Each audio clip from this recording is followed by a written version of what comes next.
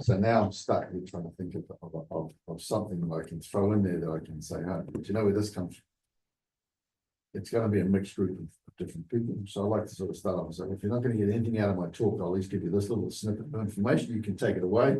There you go. You just come here to fill a seat, take this little Yeah. information away and you can go.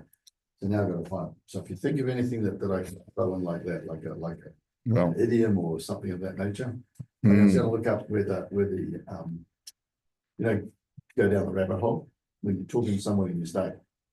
yeah. Sort of go. Mhm. So do you know where that comes from? I understand it comes from Alice in Wonderland. Alice in Wonderland. Right. Yeah. Yeah. She goes down the That's rabbit right. hole. That's right. That's what I would have said. Yeah. Okay. Okay. Sorry. No. That's okay. I'll try and think of something. In the meantime, let's just finish off this this halacha that we were learning.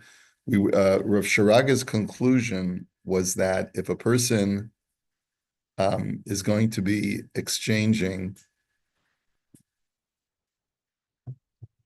let's see, is this what we're talking about?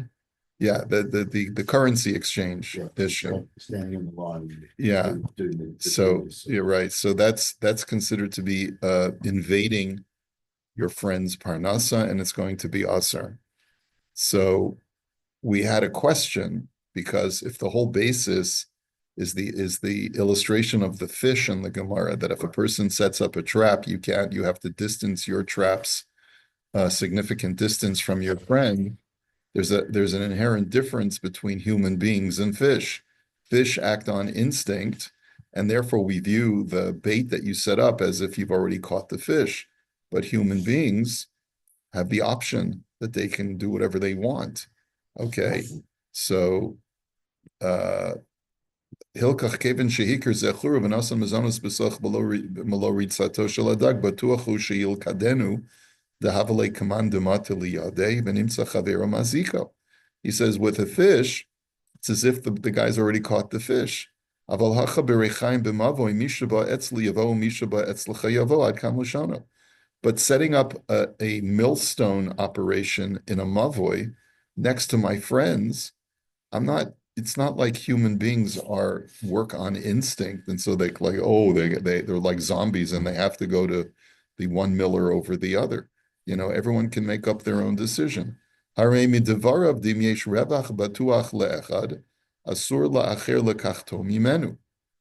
what you see from his statement is that it's only if someone has revach batuach, which means guaranteed profit, and you're taking away that guaranteed profit, then that's aser. Umizel lamad Rabbeinu Hagon hamachaber shlita duha din lelakuach bechanut shemechake bator ve'omed liknot me'ota chanut. So that's why Rav Sharaga says that it's only when you got two people standing on a line where it's clear that they had already committed themselves to use this the currency exchange person. Aser la'acher ligrom la'oto lakuach shelo yikneh sham. That's why it's aser. He says, "V'chein kasav b'shut chasam soifer ayin sham." Uve'emes yesh la'ayin dahaposkim harishonim klal lo hiviu lahalacha din zeh shel marchikim mitzudas adag. What's curious is that the earlier poskim never brought this case of the nets with the bait that you have to distance. A competitor has to distance his net.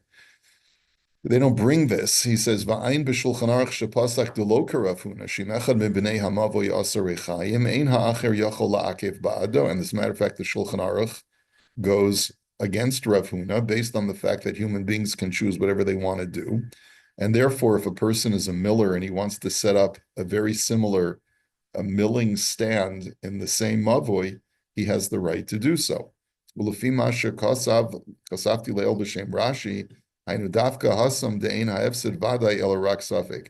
you have to say that that's different because it's not guaranteed loss to miller number one, who was there first, because people can go wherever they want.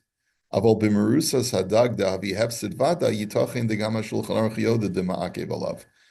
it comes to setting up traps with mindless, fish who who just work on instinct, so then it makes sense that we should be machmir there. So why isn't this brought down? So Verainu b'shut samach tzedek Shetzidei b'das harishon memorna shulchan aruch sheme'achar she'hagemara dachsa is divrei Rav Huna memela gam hadin hahu shel marchikin mitzudas hadag nidcha me'halacha umemela gam b'makom she'yeshev seid vadai yef shela'akev ba'ado ayin sham. So the Tzemach Tzedek has a unique shita.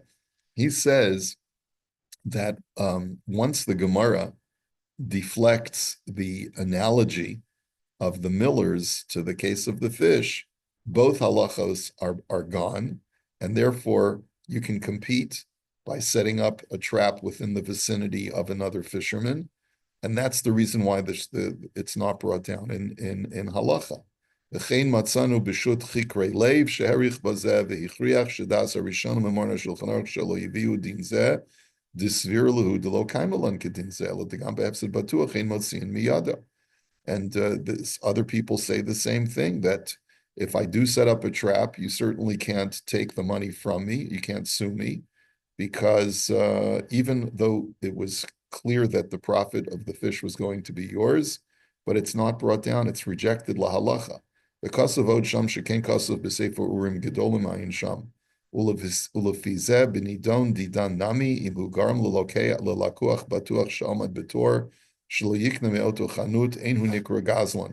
And therefore, based on those other poskim, you would not be called a gazlan if you work out a deal with the two guys standing online, if they work out a deal between themselves. But the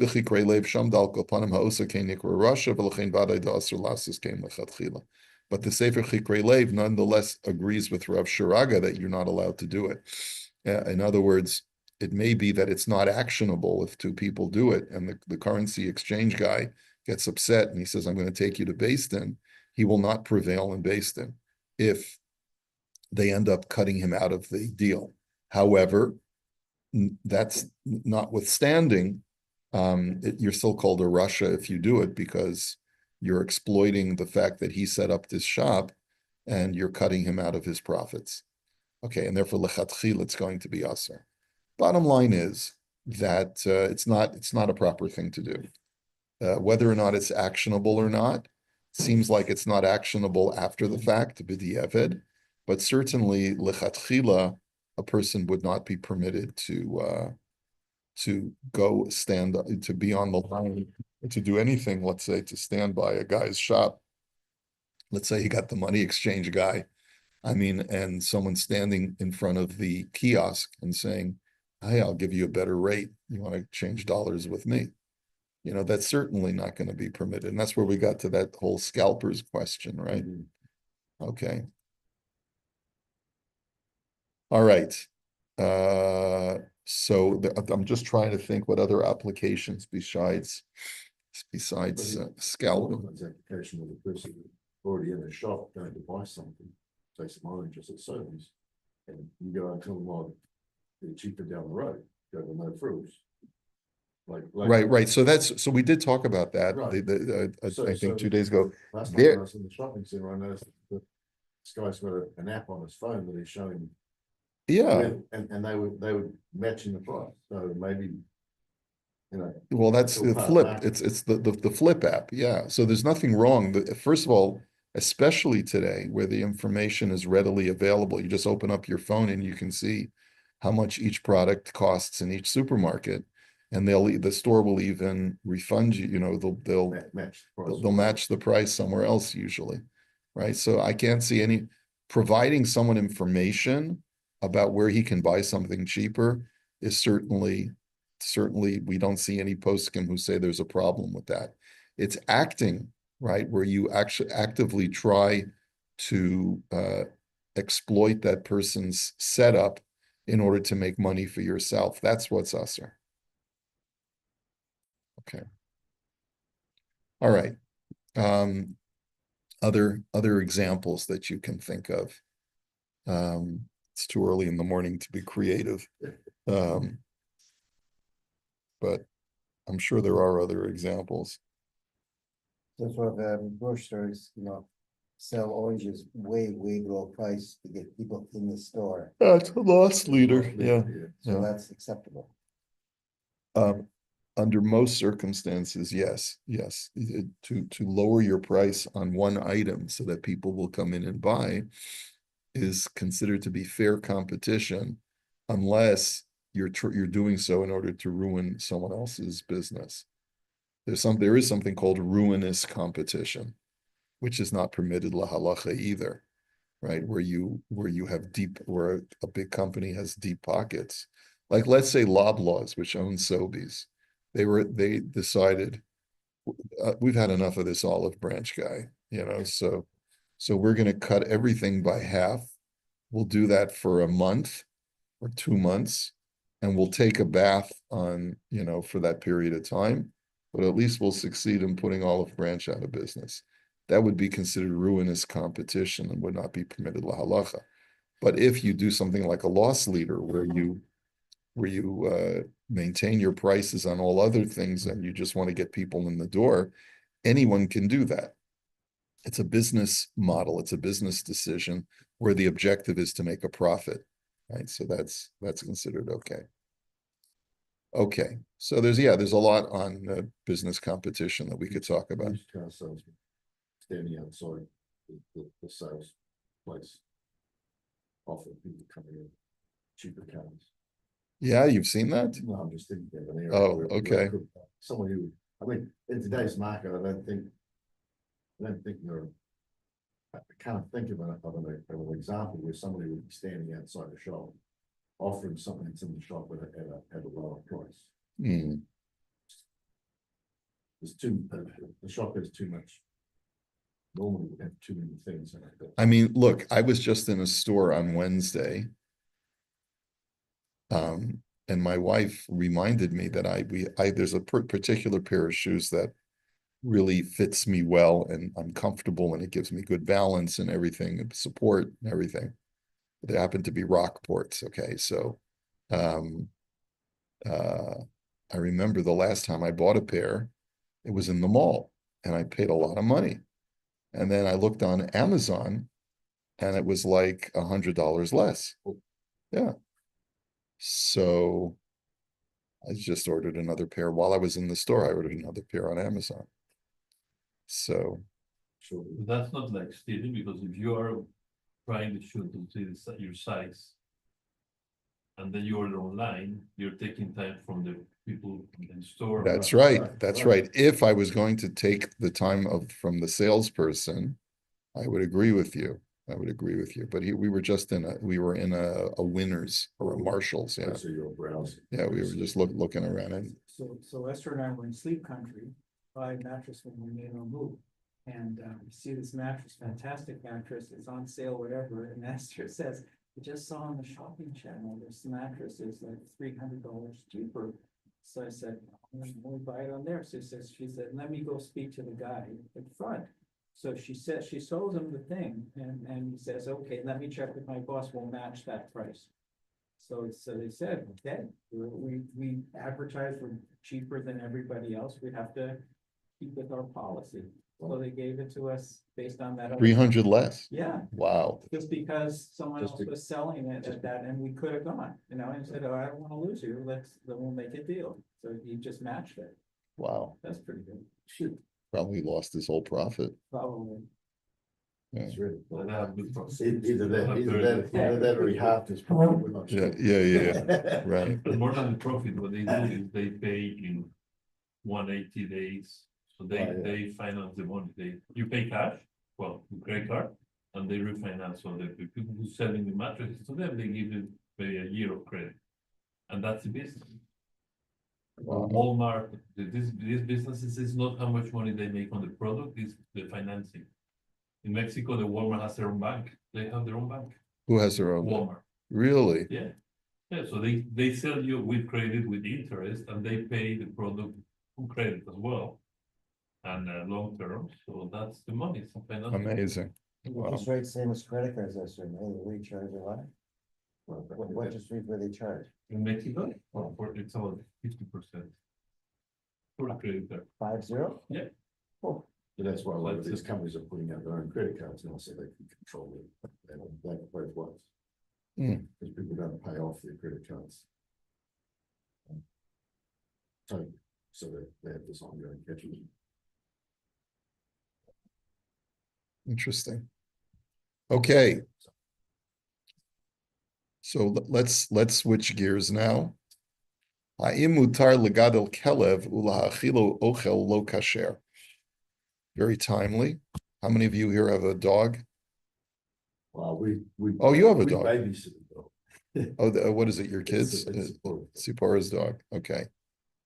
Is it permitted to raise a dog in your house and to feed it non-kosher food?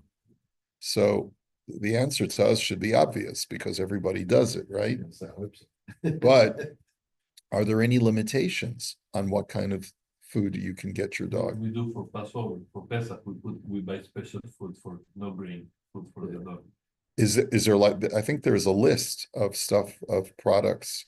Well, the dogs suffer a little bit, like us, you know, Well, because, they you know. change the diet, so it change goes food, onto the- the diet, but at the end of 2 days, he start eating it. It's grain-free, and it's double the price. But we just want to buy a small bag and it lasts for the 8 days. 8 days. Yeah, so it's non-kosher, still non-kosher, but at least it's. Okay. Also, meat and milk. Meat and milk, Izzy, right? Meat and milk is the big issue.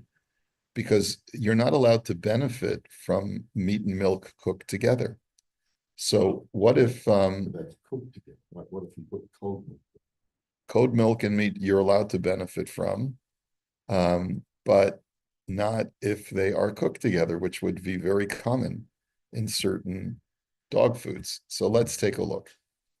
Ha'imuter legadol kelev b'bayit mechashashem yovou ganovim.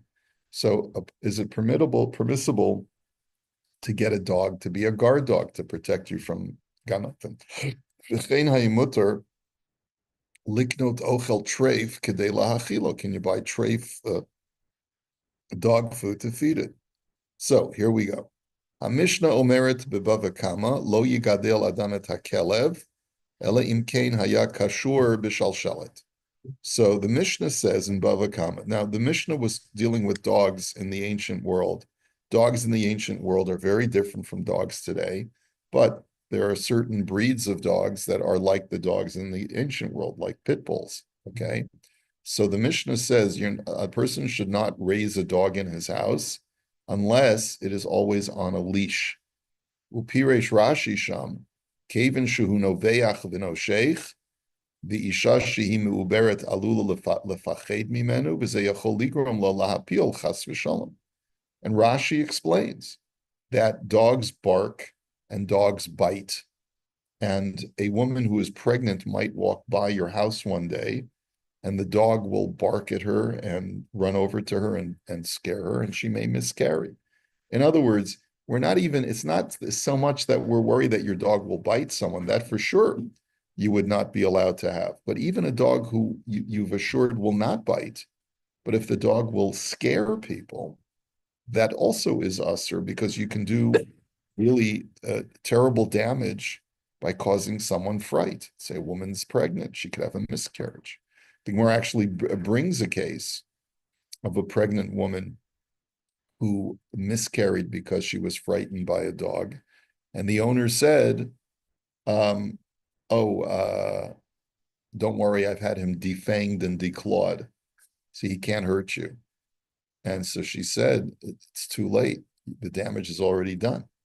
So, Va'od kasuf b'gemara sham demuter legadol kelev be'ir hasmucha lisfar b'koshro b'yomu matiro b'layla. The Gemara also brings, again, this is completely not in keeping with modern times. This was what was done back then. You're allowed to have a dog in a border city. Let's say, those cities that are by the Lebanese border. No problem to have a dog, but it has to be tied up during the day. And at night, you can release the dog so that it'll be able to roam.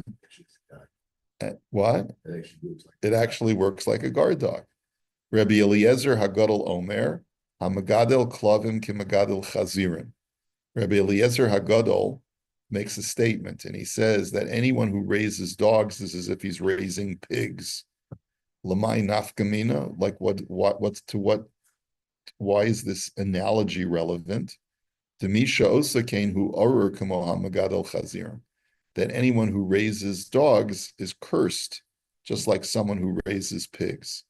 Now, and the Rambam actually paskins this way. Va'amru chachamim orur megadol klovim v'chazirim mipnei shehazekan meruba umatzeh. The rabbi said, cursed be anyone who raises dogs and pigs because they cause a lot of damage, and it's very prevalent.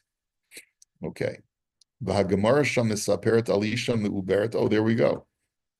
The Gemara tells the story about a woman who was pregnant. She was going to borrow her neighbor's oven to bake some bread. And the dog started barking. The woman got very frightened. So the Balabayas said, don't worry, he has no teeth, he can't harm you. And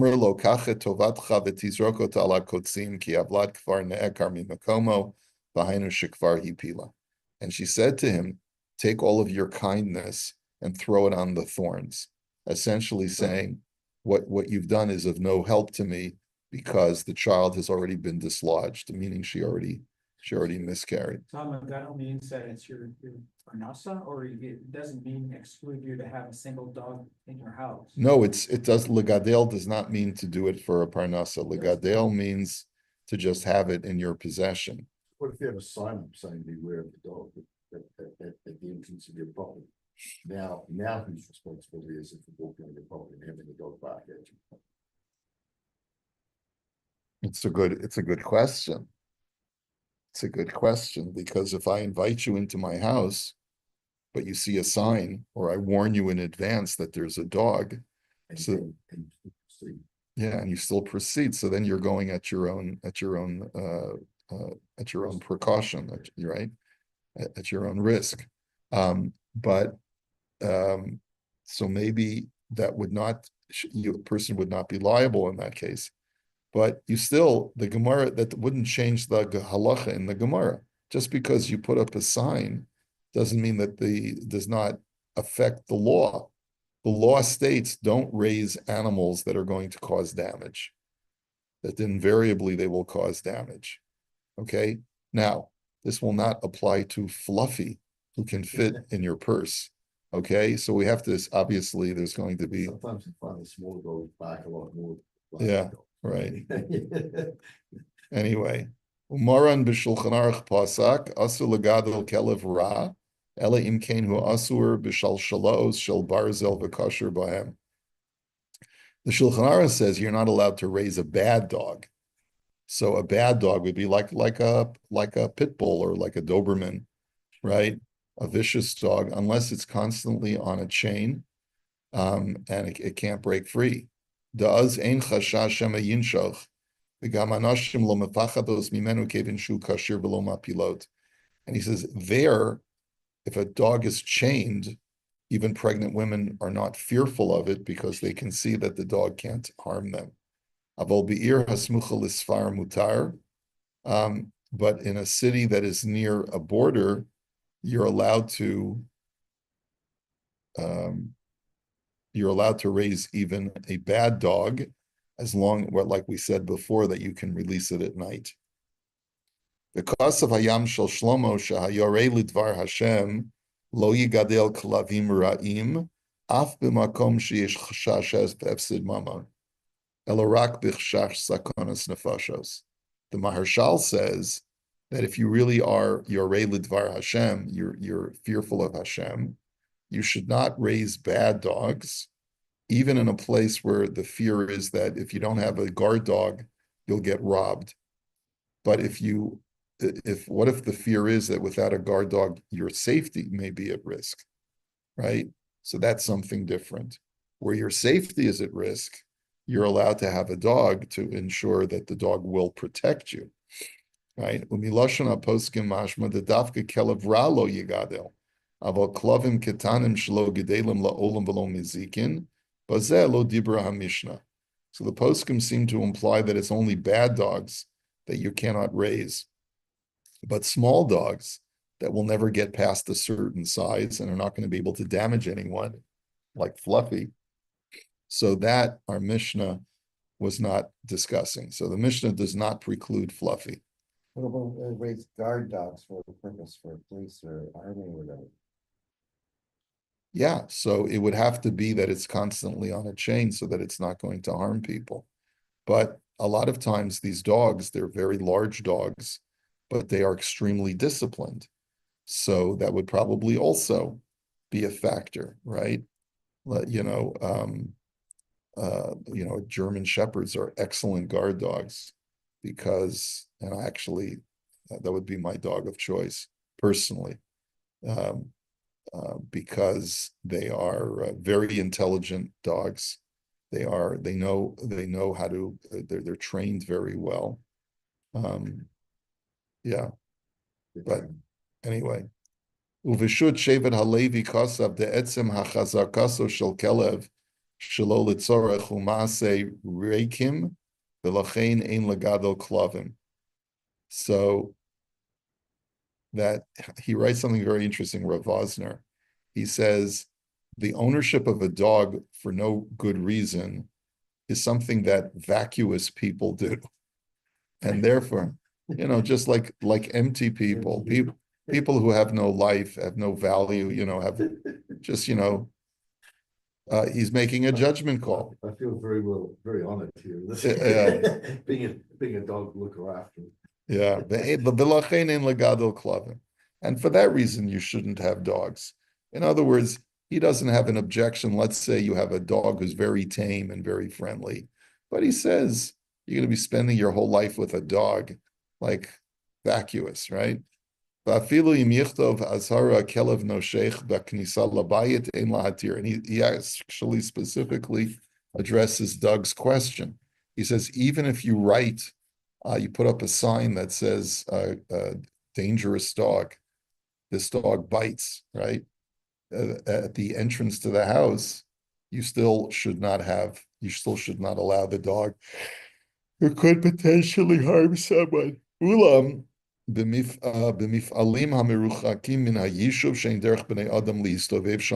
however, if you have, let's say, I'm not sure what a mif'al, let's say it could be maybe a factory.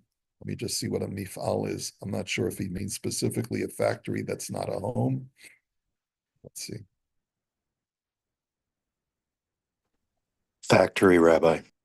A factory, thank you. Right. But if you own a factory that's not near homes, right, and people don't go there at night,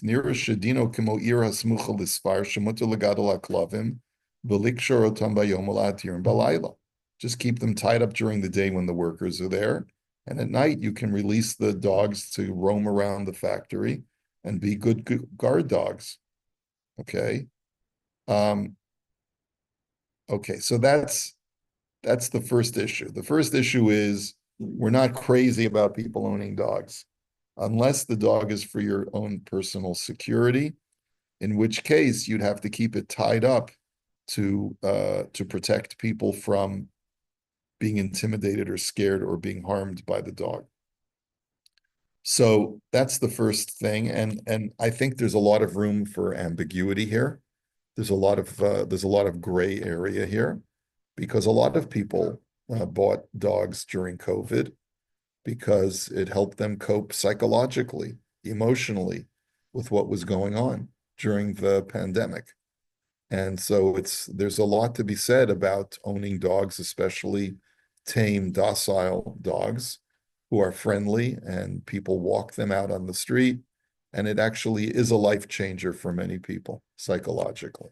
And socially healthy too. Bacteria that bring to health for the kids. For little kids, it's good to have a dog Oh yeah? because bring more bacteria and the kids get stronger.